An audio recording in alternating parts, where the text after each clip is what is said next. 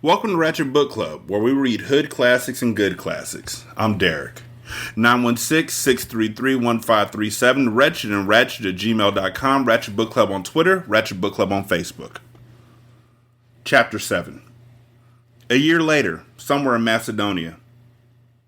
The heavy-bearded knight reared his mount over us on the steep bridge. March, you princesses, or the only Turkish blood you'll see will be at the end of a mop. March? We have been marching for months now. Months so long and grueling, so lacking in all provision, I could mark them only by the sores oozing on my feet, or the lice crawling in my beard. We had marched across Europe and through the Alps, at first in tight formation, cheered in every town we passed, our tunics cleaned with bright red crosses, helmets gleaming in the sun. Then into the craggy mountains of Serbia, each step slow and treacherous, every ridge ripe with ambush. I watched as many a loyal soul, eager to fight for the glory of God, was swept screaming into vast crevices, or dropped in its tracks by Serb or Magyar arrows 1,000 miles before the first sign of a Turk.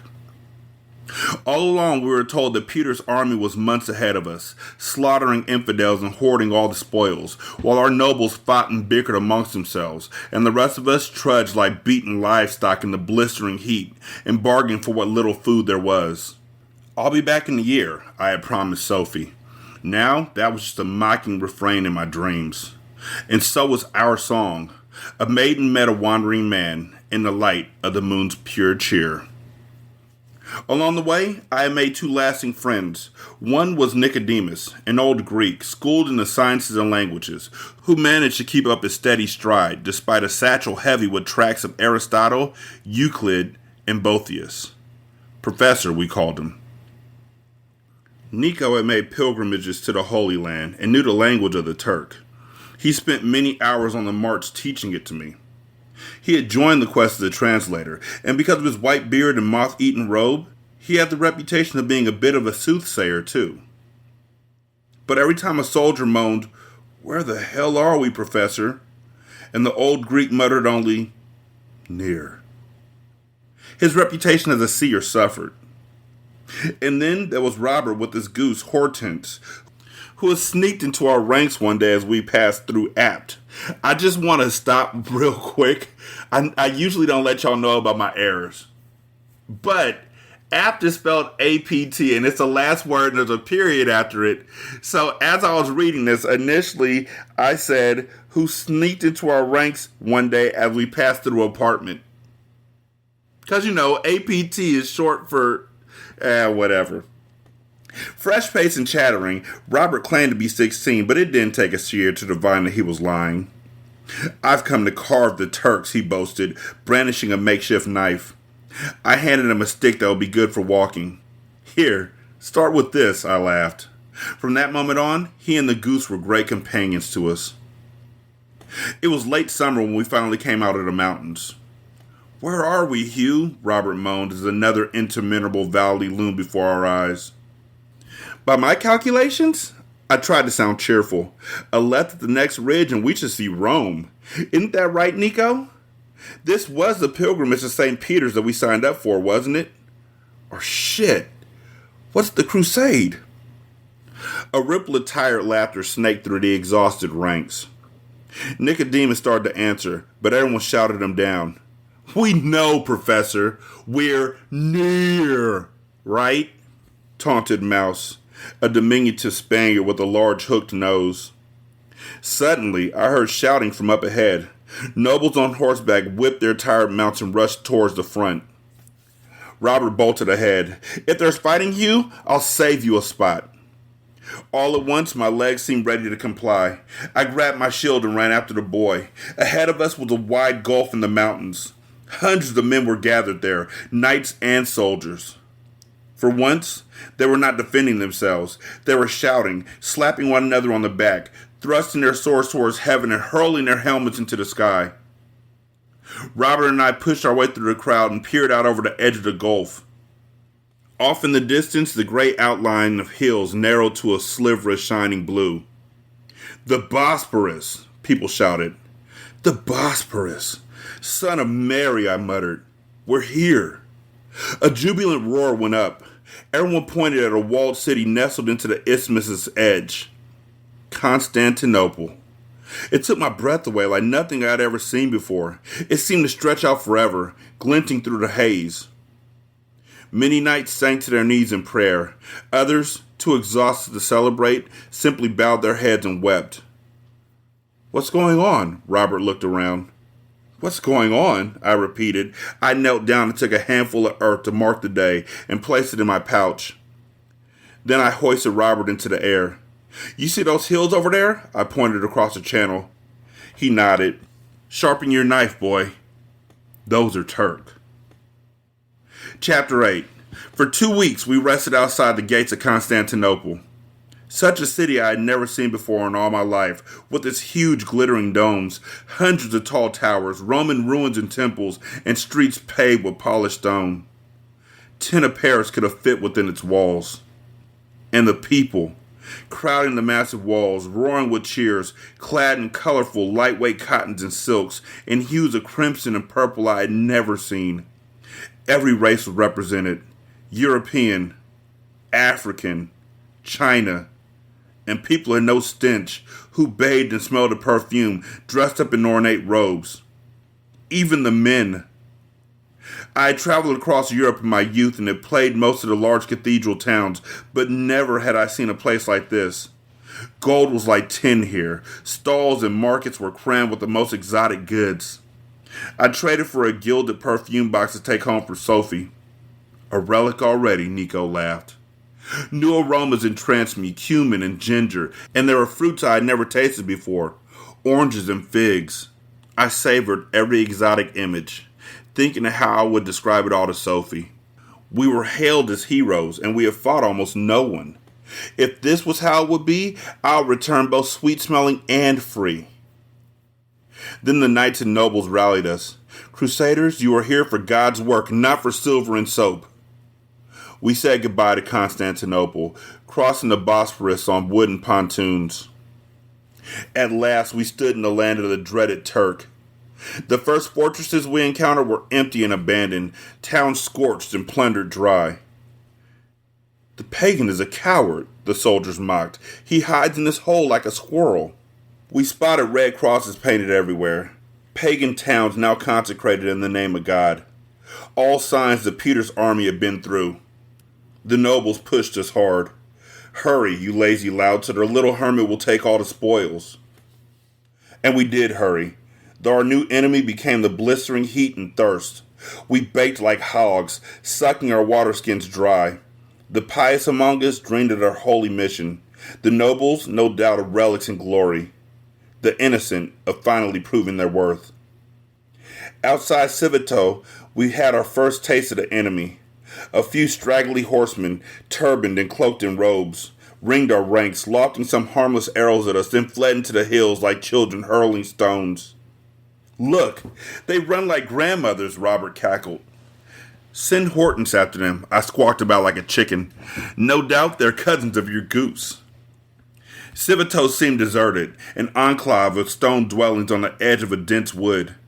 No one wanted to delay in our rush to catch up with the army of Peter, but we needed water badly, so we decided to enter the town. On the outskirts, a grim odor pressed in my nostrils. Nicodemus glanced at me. "You smell it, don't you, Hugh?" I nodded. I knew the stench from burying the dead, but this was magnified 1,000 times. At first, I thought it was just slaughtered livestock, or offal. But as we got closer, I saw the Civito was smoking like burning cinders.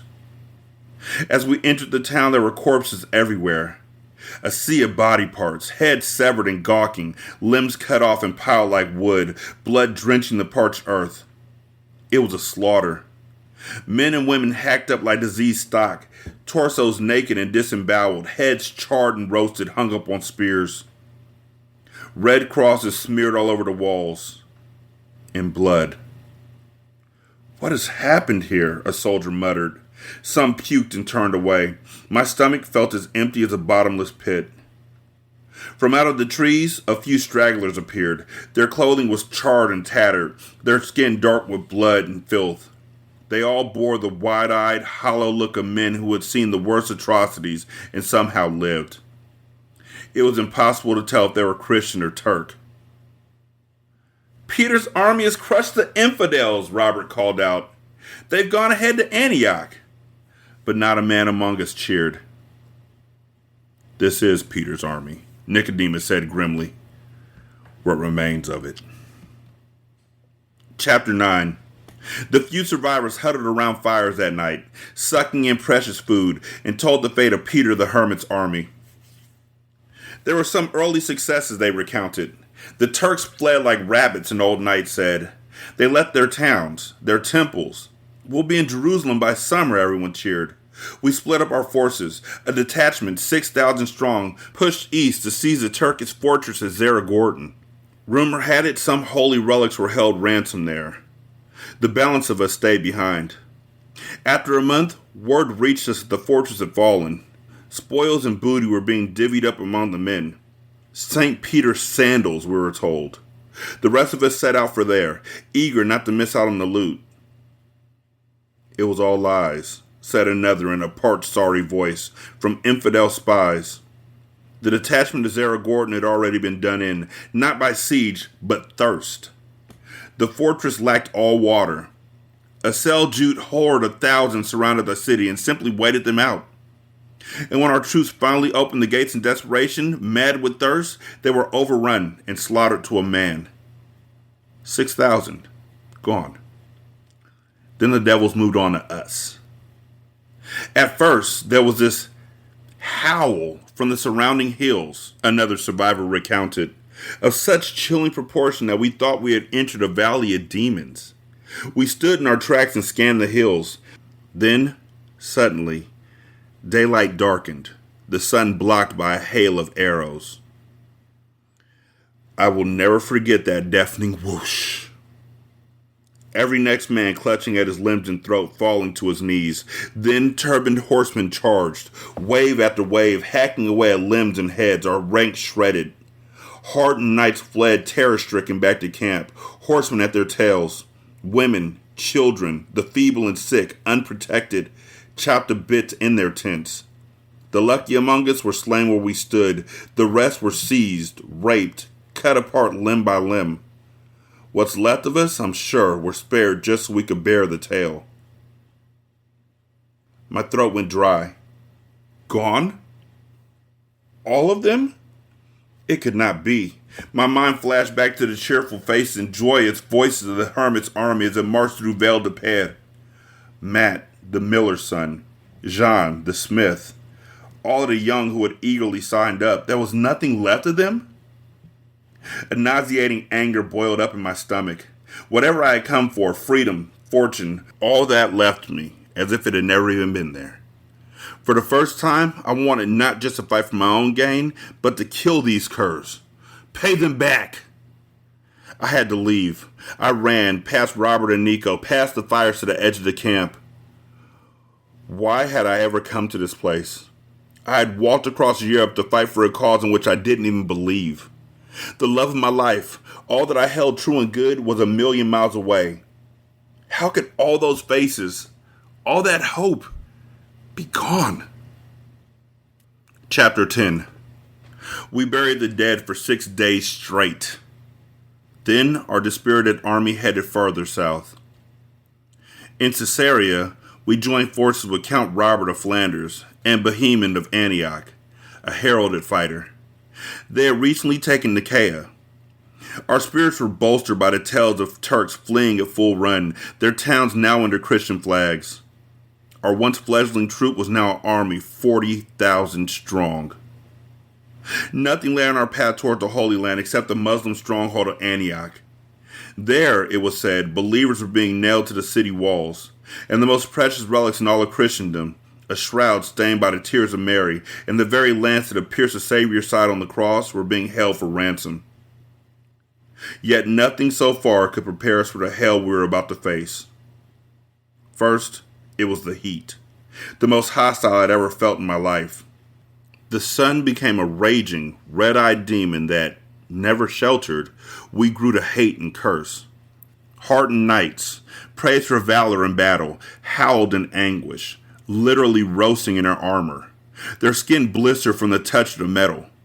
Men simply dropped as they marched, overcome, and were left uncared for where they fell. And the thirst. Each town we got to was scorched and empty, run dry, provisioned by the Turks themselves.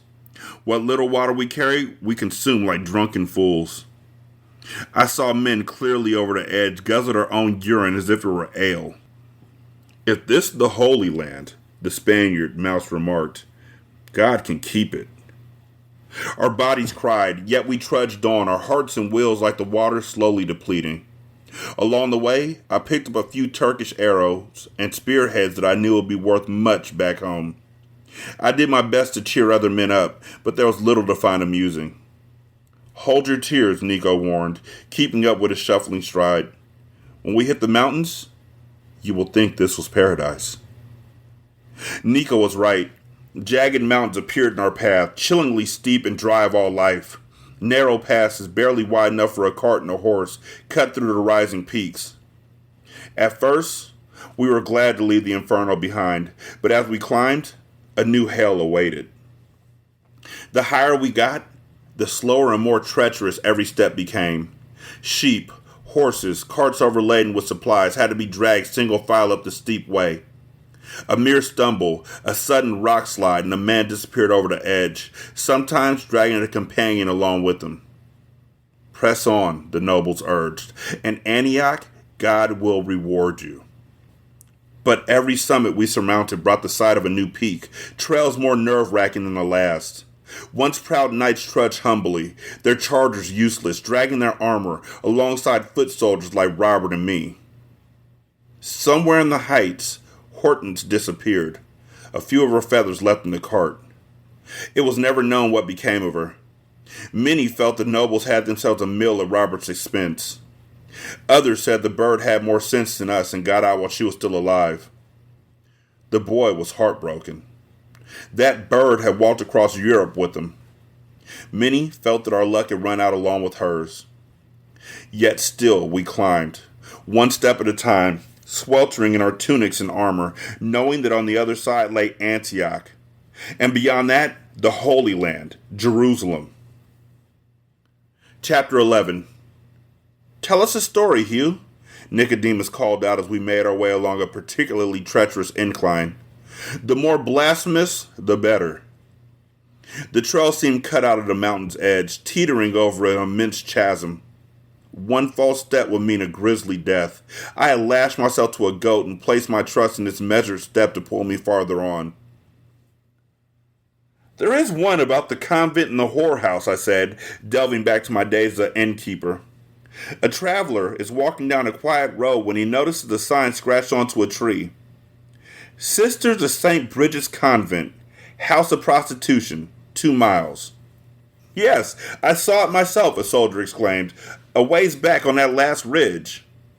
The peril of the climb was broken by a few welcome laughs. The traveler assumes it's a joke, I resumed, and continues along. Soon he comes to another sign. Sisters of St. Bridget, House of Prostitution, 1 mile. Now his curiosity is piqued. A ways ahead, there is a third sign. This time, convent, brothel, next right. Why not, the traveler thinks, and turns down the road until he arrives at an old stone church marked St. Bridget. He steps up and rings a bell, and an abbess answers. What may we do for you, my son? I saw your signs along the road, the traveler said. Very well, my son, the abbess replies. Please, follow me. She leads him through a series of dark, winding passages where he sees many beautiful young nuns who smile at him. Where are these nuns when I'm in need? A soldier behind me moaned. At last, the abbot stops at the door, I went on.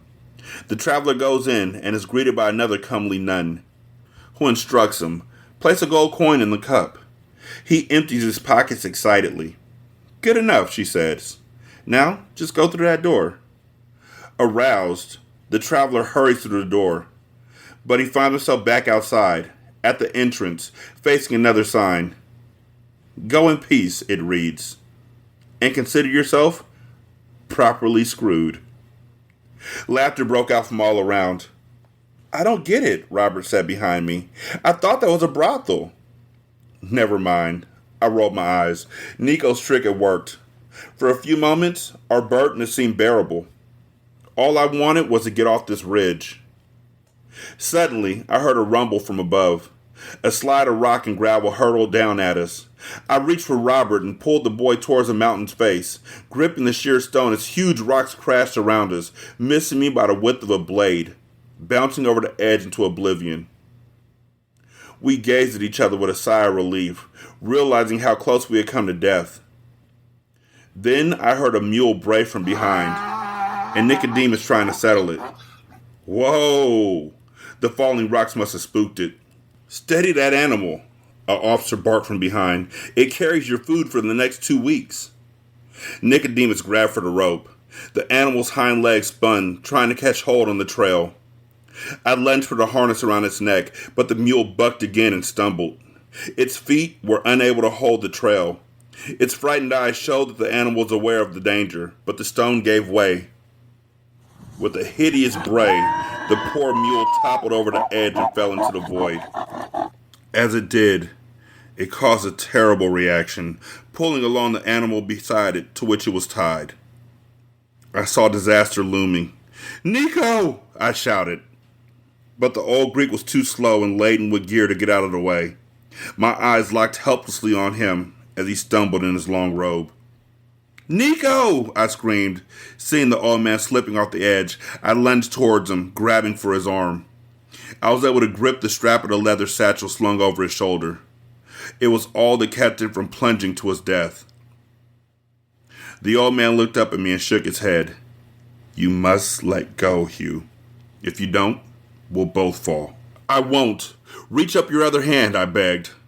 A crowd of others, Robert among them, had formed behind me. "Give me your hand, Nico." I searched his eyes for panic, but they were clear and sure. I wanted to say, "Hold on, Professor. Jerusalem is near." But the satchel slid out of my grasp. Nicodemus, his white hair and beard billowing in the draft, fell away from me. "No!" I lunged, grasping, calling his name. In a flash, he was gone. We had marched together for 1,000 miles, but for him, it was never far, always near. I didn't remember my father, but the grief emptying from me showed that Nicodemus was as close to one as I had ever had. A knight pushed up the trail, grumbling about what the hell was going on. I recognized him as Guillaume, a vassal of Bohemond, one of the nobles in charge. He peered over the edge and swallowed. A soothsayer who couldn't even predict his own death? He spat. No great loss. Chapter 12. For days to come, the loss of my friend weighed greatly upon me. We continued to climb, but each step, all I saw in my path was a wise Greek's face. Without noticing it at first, the trails began to widen. I realized we were marching through valleys now, not over peaks. We were heading down. Our pace quickened, and the mood in the ranks brightened with the anticipation of what lay ahead. "I've heard from the Spaniard there are Christians chained to the city's walls," Robert said as we marched. "The sooner we get there, the sooner we can set our brothers free." "Your buddy's an eager one, Hugh," Mouse called to me. "You better tell him. Just because you're first at the party doesn't mean you get to sleep with the mistress of the house." "He wants a fight," I defended Robert, "and who could blame him? We've marched a long way." From behind came the clatter of a warhorse galloping towards us. "Make way!" We scattered off the trail and turned to see Guillaume, the same arrogant bastard who had mocked Nico after his death, in full armor astride his large charger. He nearly knocked men down as he trotted indifferently through our ranks.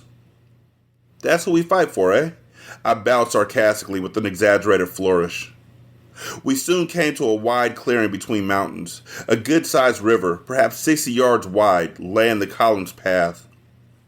Up ahead, I heard nobles disagreeing on the proper spot to ford the river.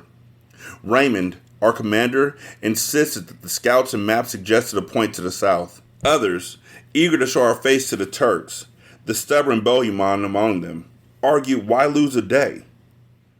Finally, I saw that same night Guillaume shoot from the crowd. "I will make you a map," he shouted to Raymond. He jerked his charger down a steep bank to the river and led the mount in. Guillaume's horse waded in, bearing the knight in full chainmail.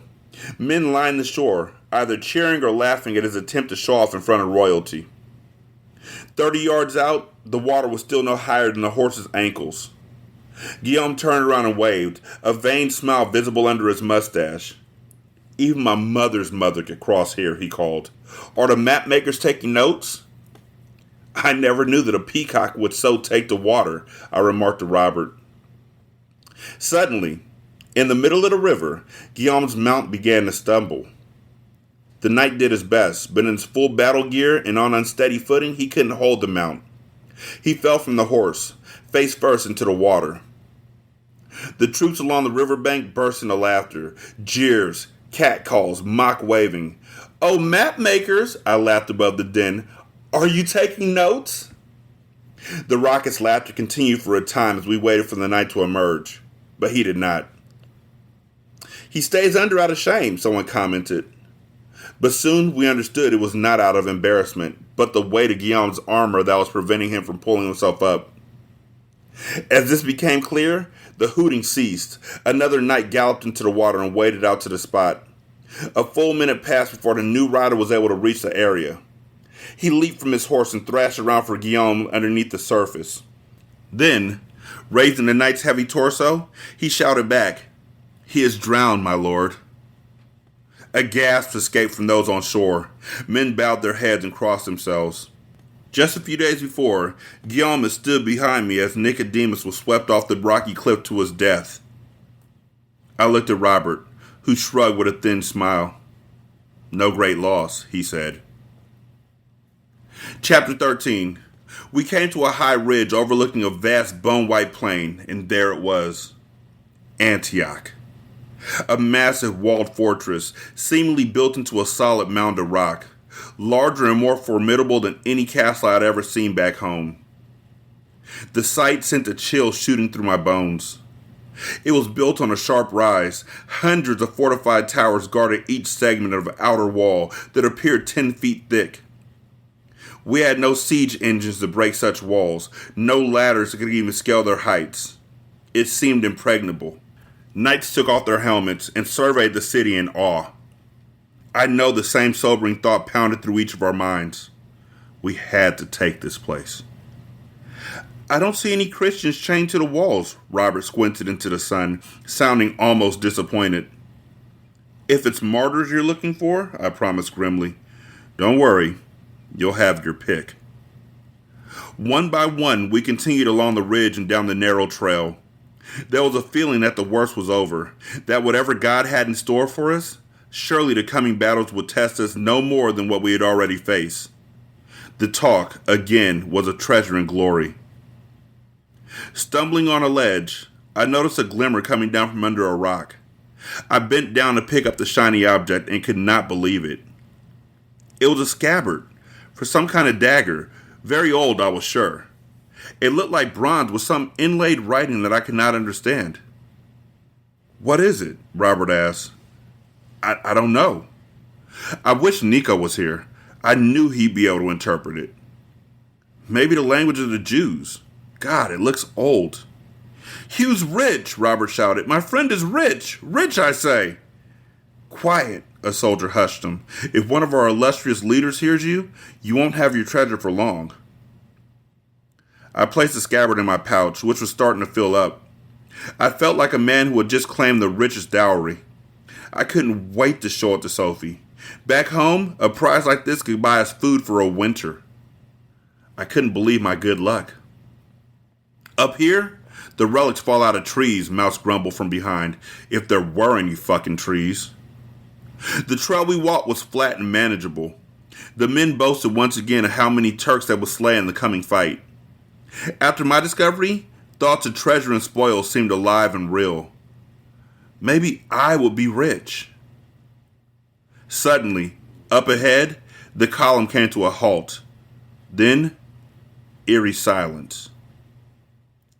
As far as the eye could see, the trail ahead was lined with large white rocks, placed at intervals equal to a man's arm span. Each rock was painted with a bright red cross. "The bastards are welcoming us," someone said. "Mocking us" was more like it. The rows of red crosses sent a shiver right through me.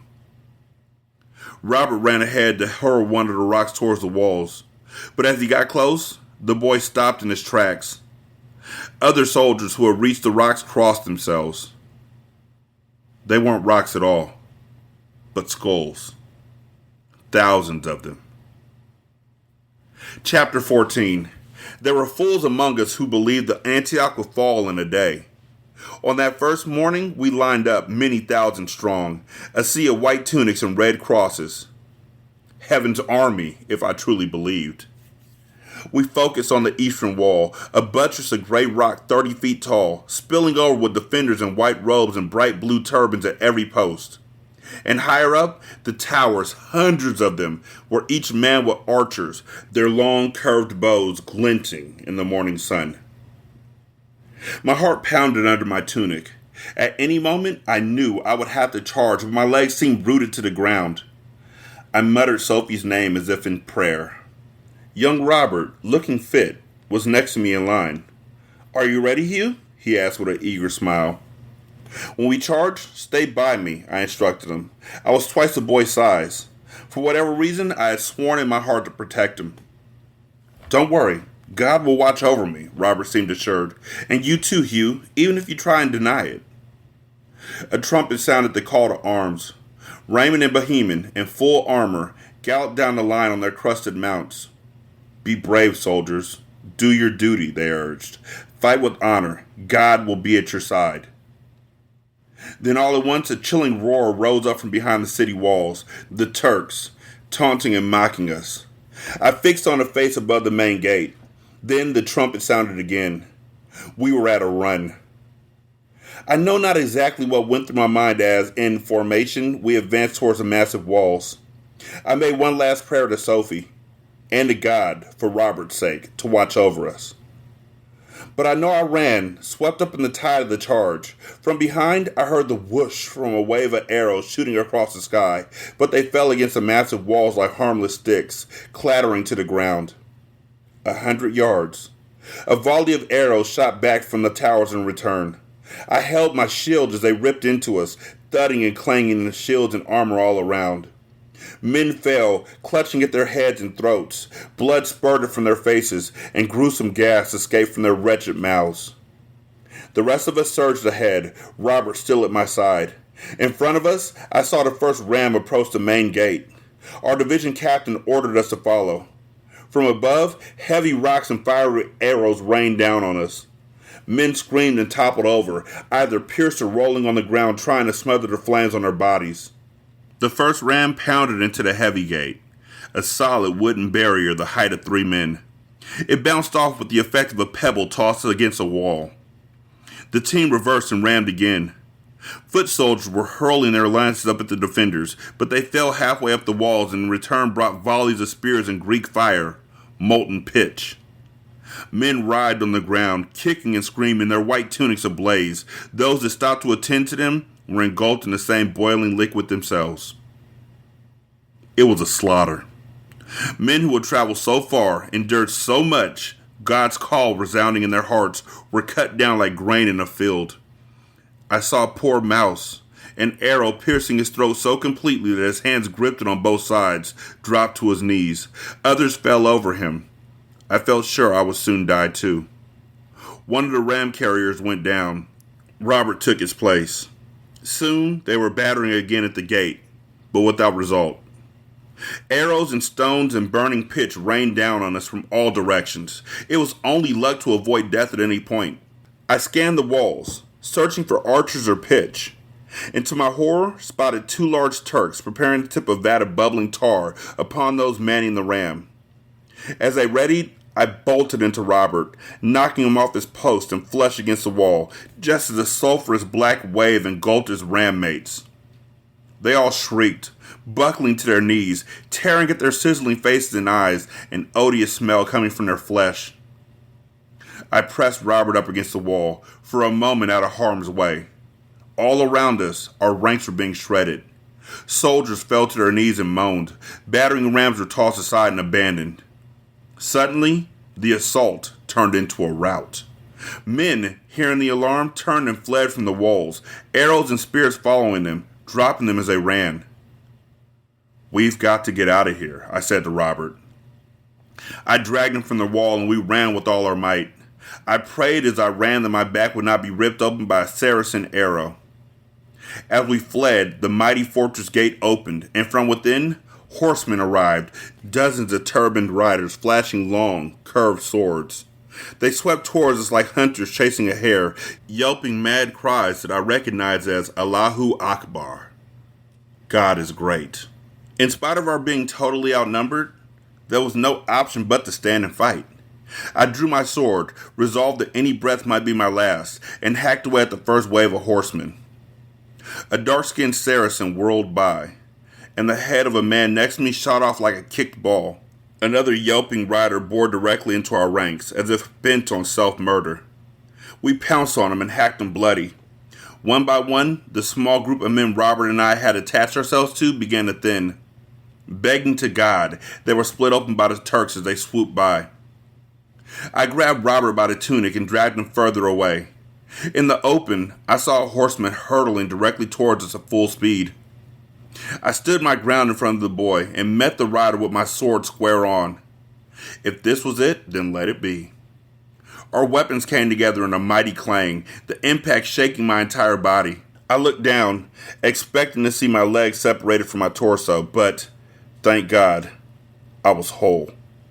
Behind me, the Saracen rider had fallen off, horse and rider surrounded by a cloud of dust.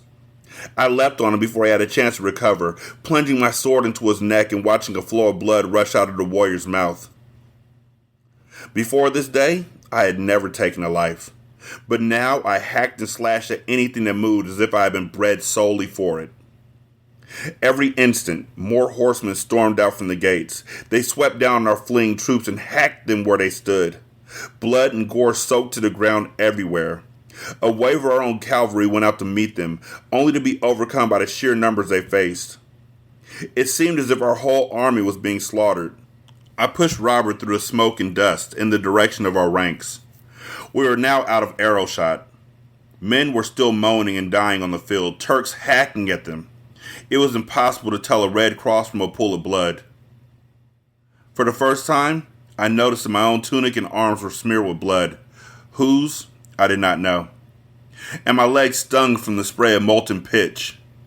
Though I had seen many men fall, in a way, I was proud. I had fought bravely, and Robert too, and I had protected him, as was my vow. Though I wanted to weep for my fallen friends, mouse among them, I fell to the ground happy just to be alive.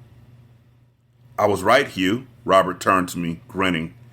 God did protect us after all. Then he lowered his head and puked his guts out on the field. Chapter 15. It happened just that way every day. Assault upon assault. Death after meaningless death.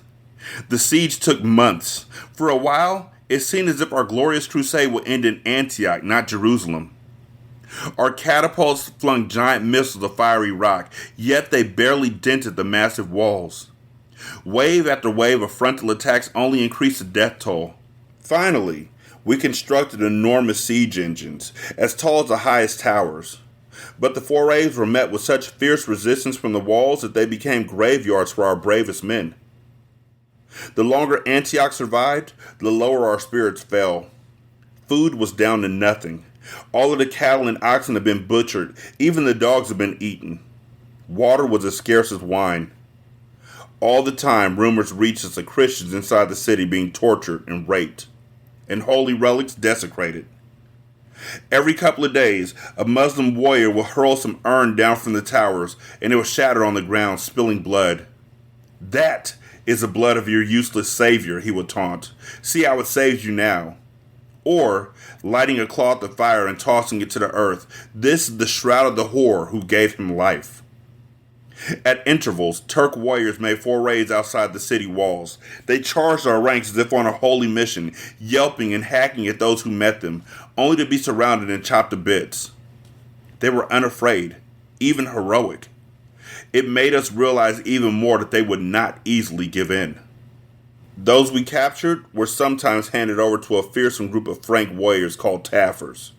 Barefoot, covered in filth and sores, the Taffers were distinguished by the ragged sackcloth they wore as uniforms and by the ferocious savagery with which they fought. Everyone was afraid of them, even us. In battle, these Taffers fought like possessed devils, wielding leaded clubs and axes, gnashing their teeth as if they wanted to devour the enemy alive. It was said they were disgraced knights who followed a secret lord and would take in vows of poverty until they could buy back their favor in God's eyes. Infidels unlucky enough to not be killed on the field of battle were handed to them like scraps to a dog. I watched with disgust as these swines would disembowel a Muslim warrior in front of his own eyes, stuffing his entrails into his mouth as he died. This happened, and much worse, so help me. These Taffers reported to no lord among us, and to most of us, it seemed, no God either. They were marked by a cross burned into their necks, which attested not so much to their religious fervor as to their urge to inflict pain. The longer the horrible siege went on, the farther away I felt from anything I knew. It was now 18 months I had been gone. I dreamed about Sophie every night, and often during the day. That last image of her, watching me go off, her brave smile as I hopped down the road. Would she know me now? Bearded, thin as a pole and blackened with grime and enemy blood? Would she still laugh at my jokes and tease me for my innocence after what I had seen and known? If I brought her a sunflower, would she kiss my bright red hair now that it was filled with gore and lice? My queen, how far away she seemed right now. A maiden met a wandering man, I sang in the quietest voice before I slept each night, in the light of the moon's pure cheer.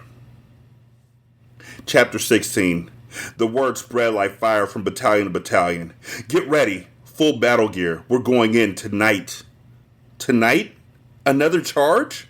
Weary and frightened soldiers around me moaned in disbelief.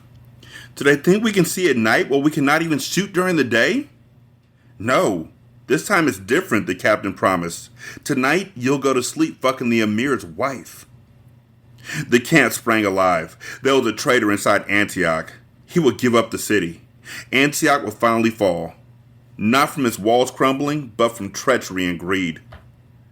Is it true? Robert asked, hastily pulling on his boots. Do we finally get to pay them back? Sharpen that knife, I told the eager lad. Raymond ordered the army to break camp, giving the appearance that we were headed for a raid elsewhere. We pulled back 2 miles, as far as the river Orontes. Then we held until close to dawn. The signal was spread. Everyone be ready. Under the shield of darkness, we quietly crept back within sight of the city walls. A sliver of orange light was just breaking over the hills to the east. My blood was surging. Today, Antioch would fall. Then it was on to Jerusalem. Freedom. As we waited for the word, I put my hand on Robert's shoulder. Nerves? The boy shook his head. I fear not. You may have started the day still a boy, but by its end, you will be a man, I told him. He grinned sheepishly. I guess we'll both be men, I winked. Then a torch waved over the north tower. That was it. Our men were inside. Let's go, the noble shouted. Attack! Our army charged. Frank, Norman, Tafur, side by side, with one purpose, one mind. Show them whose God is one, the leaders cried. Our battalions headed towards the north tower, where ladders were hoisted against the wall and wave after wave of men climbed over. The sound of shouts and vicious fighting erupted from inside. Then, all at once, the big gate opened, right in front of our eyes. But instead of attacking Muslim horsemen shrieking out, our own conquering army spilled in. We made our way helter-skelter through the city. Buildings were torched. Turbaned men rushed into the streets and were cut down in bloody messes before they could even raise their swords. Cries of death to the pagans and De Levialt, God wills it, echoes everywhere. I ran in the pack, with no great malice towards the enemy, but ready to fight whoever confronted me. I saw one defender cut in half by a mighty axe blow. Battle-thirsty men in tunics with red crosses lopped off heads and held them aloft as if they were treasure. In front of us, a young woman ran out of a burning house, screaming. She was pounced on by two marauding Taffers who tore the clothes from her body and took turns mounting her in the street. When they were done, they ripped a bronze bracelet from her wrist and bludgeoned her lifeless. I stared in horror at her bloody shape. In her clenched fist, I saw a cross. Good Lord, she was Christian. A moment later, from the same building, a fiery-eyed Turk, maybe her husband, charged me with a scream. I stood paralyzed. An image of my own death rose in my mind. All I could think to utter was, it was not me. But just as the man's spear was inches from my throat, his rush was interrupted by Robert, thrusting his knife into the Turk's chest. The man staggered, his eyes horrifically wide. Then he toppled onto his wife, dead. I blinked in amazement. I turned to Robert with a sigh of relief. See, it's not just God who watches over you, he winked. It's me. He had just uttered those words when another turbaned warrior charged towards him, brandishing a long blade.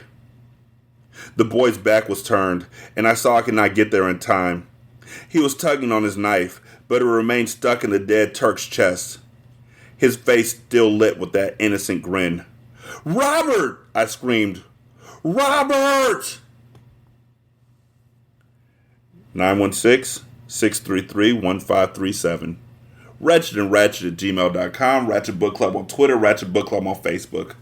Leave a review on Spotify. It takes like 8 seconds. Leave a review on Podchaser. Copy and paste that into the Good Pods app and copy and paste that into the Apple podcast app. You can donate to the show at patreon.com/single simulcast or at buymeacoffee.com/sscast or on the Good Pods app. You can leave a tip in the tip jar. Thank you so much for listening to the show. I greatly appreciate it. Y'all be good. I'm going to holler at you later. Peace.